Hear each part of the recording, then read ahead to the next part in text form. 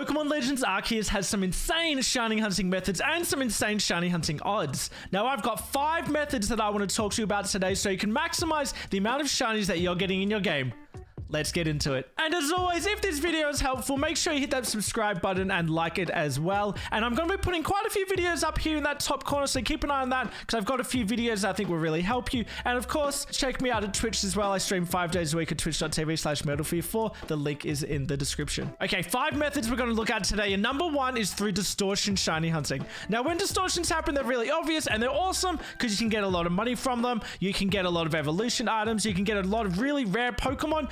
And you can get some shiny hunting done there as well. Now, the odds for these are the same as any overworld shinies that you can go for, but there's a difference. So when you're encountering the Pokemon here, they're really, really aggressive, but you have to keep in mind that distortions don't last for very long. What can happen is if you're messing around trying to throw spoiled apricons at the Pokemon, trying to catch it, try to get an Ultra Ball out of that sort of thing, and it's taking a bit of time, you have to be careful because the distortion will end suddenly and you won't have a chance to catch it, and that shiny Pokemon will actually disappear. So what you want to do, if you think your distortion is going to end soon, throw your Pokemon at it and start a battle. The distortion will not end if the battle is going on, so you have plenty of time to chuck a whole bunch of balls, try to get as low as you can, so then you're able to catch it. Another thing to note is that if you save just before the distortion, or if you see a shiny in the distortion, you try to save. If you fail that shiny and you reload the game, that shiny Pokemon in the distortion will not be there. So it's a bit of a risk you might fail a shiny. So you got to make sure that you're throwing that Pokemon and you're not going to lose it. You give yourself the best chance to catch it.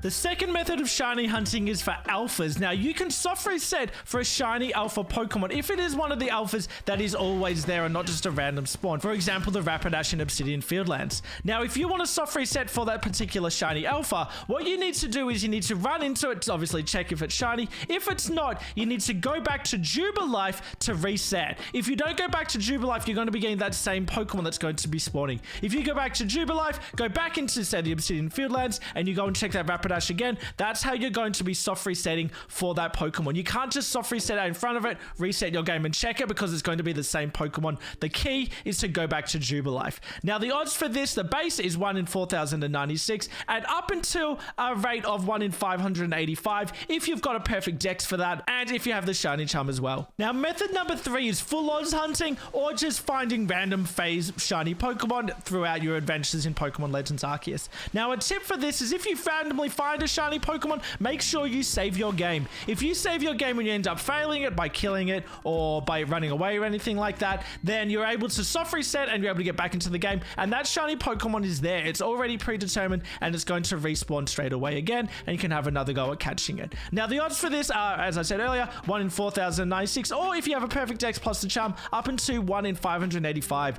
Now, if you have the shiny charm or you've got a few perfect dexes, the chances of just randomly finding those are actually really, really high, and you'll be surprised with how many shiny Pokemon you're able to find just through randomly wandering through the land. Now, some tips for finding random shiny Pokemon as well is to make sure that your sound effects within your settings are turned up to 10. You really want to make sure you hear the bling and you see the stars and all that sort of stuff when you're just randomly going through the land, especially if you're on something like Weird Air or Bravery area and you're not really looking for Pokemon. You want to make sure that you can really hear that sound effects. You might want to turn the Pokemon cries or the music down a little bit as well to make sure that that really stands out. It's also a good idea, always just in shiny hunting in general, to turn off autosave. The last thing you want to do is for it to automatically save at a time when you don't want it to. Method number 4 for shiny hunting is Outbreak shiny hunting. Now, in the top right corner, I have a full guide to shiny Outbreak hunting, which I'll go into a lot more detail there, but just to speed run it right now, essentially what you want to do if you find an Outbreak is you want to go to the camp and you want to save at the camp to make sure that you don't fail that shiny.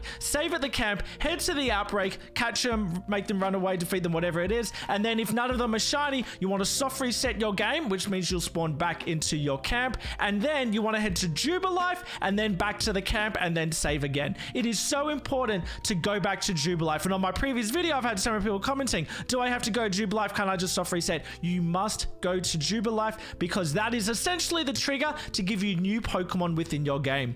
You go back to Jubilife and then you save. But what you really need to make sure you're doing is that you're saving at that campsite, because if you go into that Outbreak and you fail it, you want to make sure you've saved complete your game. Now, there's a trick here. There's a lot of people that I've heard about have failed a shiny within an outbreak, even though they have saved.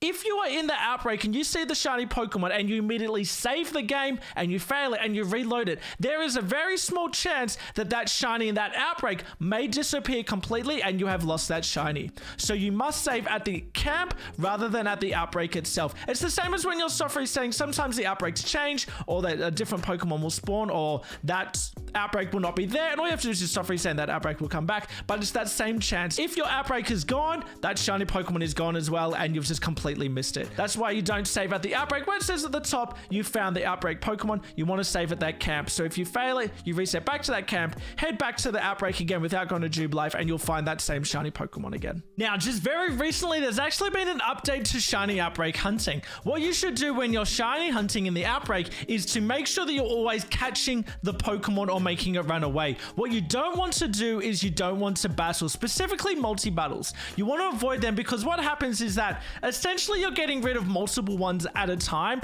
and it can effectively skip the shiny within the queue. So if you had the shiny which was going to spawn, say, number 7 in the queue within the outbreak, if you're getting them all one at a time, then that's going to spawn. But if you're multi-hunting, you can kind of skip that and you might end up just completely missing that shiny altogether. So catch the Pokemon, make sure you don't multi-battle them within the outbreak. But outbreak hunting is still a fantastic way to shiny hunt. Here's a couple of examples. You're so cute, you literally rolled up to me. Ah! No fucking way! What? No fucking way, guys! What? What? Oh, that was not a good throw. Yes! There it is, boys! Wait, what? How did that miss? The hell? Yes! Let's go! Yes! Shiny nose pass! Oh, that one broke out. A little bit rude, to be honest. Now he's angry. Yes! Let's go! Fuck yes! We got the blue boy! There he is, guys! Yes!